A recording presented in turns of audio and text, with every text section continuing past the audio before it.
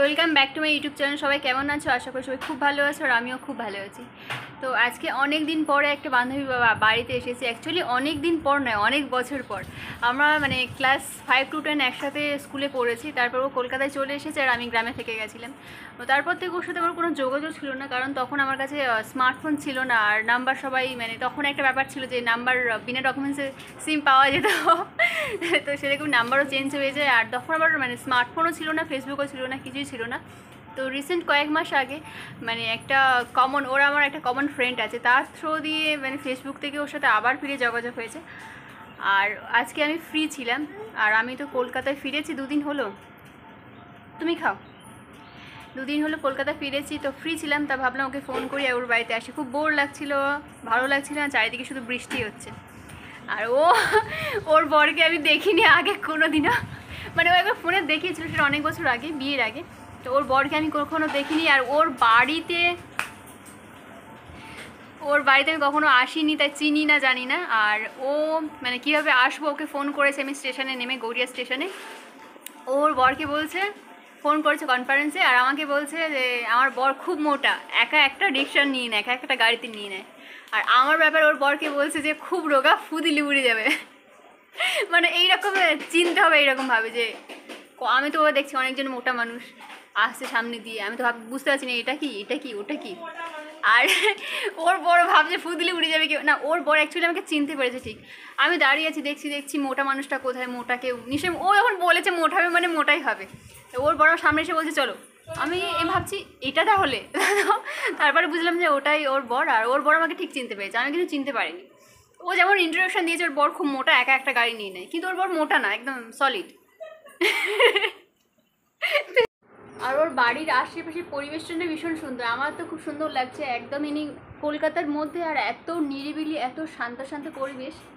আর বৃষ্টি হচ্ছে, তো একটু জল আছে, কিন্তু তার থেকে খুব সুন্দর ভিউটা, খুব সুন্দর। আর ওর একটা ছোট্ট মতো মেয়ে আছে, মেয়েটাকে দেখায় দেখি।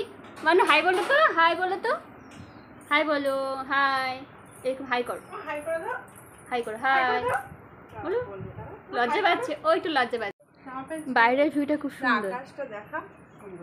এই দিকটা দেখবো বৃষ্টি আসবে, দেখ তুলসী গাছগুলো।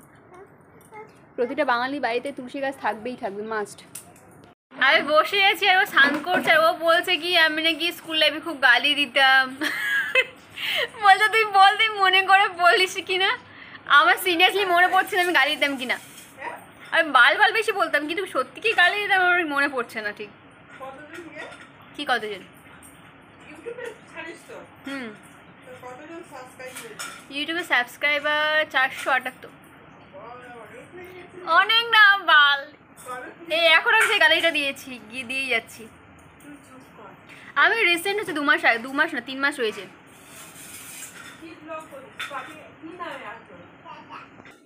আমার সম্পর্কে অনেক কথা যেগুলো ওর মনে আছে, কিন্তু আমার মনে নেই, অনেস্টলি মনে নেই। ও বলে যাচ্ছে এটা ওটা ওটা। ও কিন্তু বান্ধবীদের নামগুলো ভুলে গেছে। বান্ধবীর নাম ভুলে গেছে।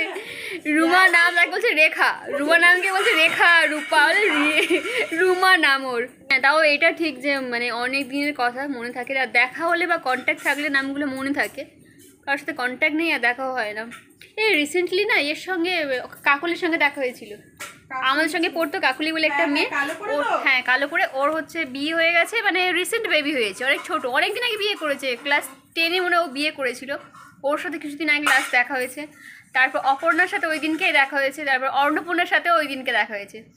একই দিনে অনেকজনের সাথে দেখা হয়ে গেছে। হ্যাঁ, তো ফটো দেখাচ্ছি। আর অর্ণপূর্ণা অল্প বয়সে বিয়ে হয়ে গেছিলো, তো এখন সে বাচ্চা বাচ্চা হয়ে গেছে। আমার পাশে দাঁড়ালে মনে হবে আমার থেকে ছোটো, যদিও আমাকে আমার সবাই গুলিয়ে ফেলে যে আমার বয়সটা কত।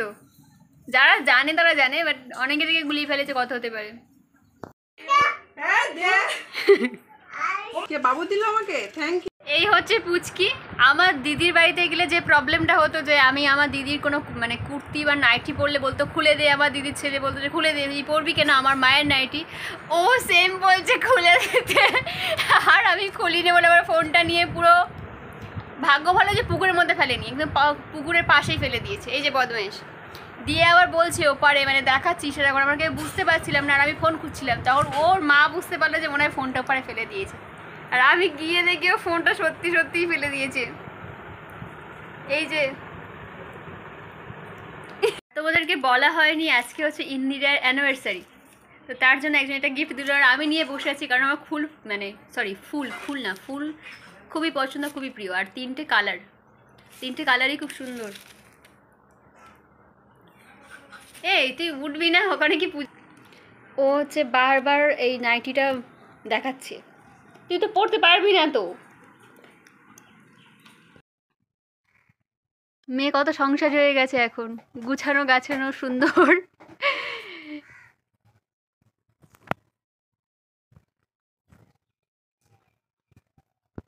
তুই কি বললি?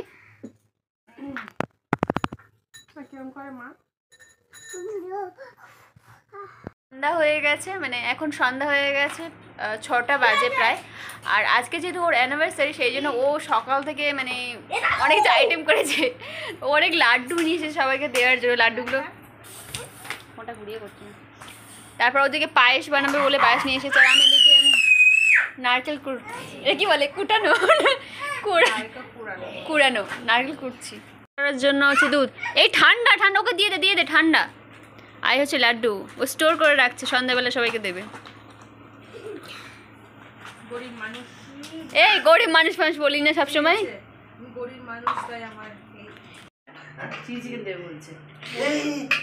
আমি বলেছি, ও নিজেই বলেছে তো, আমি বলেছি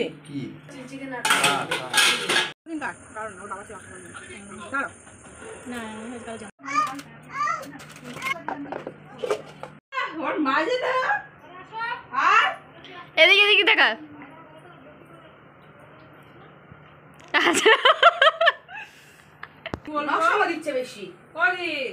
এই দোলাটা সামনে থেকে গেল, উল্টে না দেয়। আর ইনস্টা ক্যামেরা রাত্রিবেলা ভালো হয় না রে।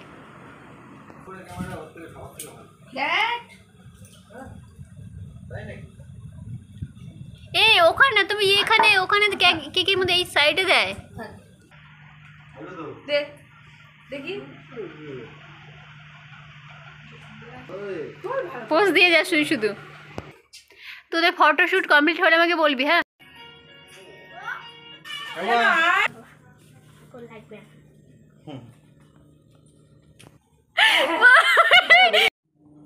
তোর মেয়েকে দে।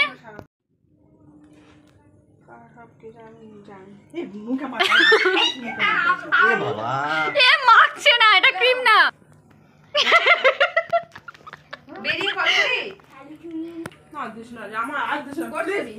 তুই সরে গেলি কেন?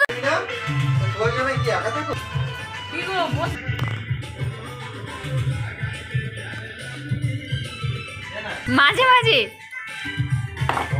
তুই কেন কাঁদছিস বল? তুই শুধু বাবা বাবা করিস, মামা করিস না। আমি তোর মার কোলে শুয়েছি, এবার তুই তোর বাবার কাছে যা। এই ক্যামেরাটা মোস না ভাই। এবার দেখ ফোনের দিকে তাকায়, একবার আমার দিকে তাকায়। কাঁদলেও আমি উঠবো না। ওমা আমি কার মা বলো? আর সবাইকে হাই করে দাও। আচ্ছা করে দাও। আমি উঠবো না, উঠবো না। আমার মা তুই মারলি ওকে? এই চল চলে যাবো, থাক ওখানে।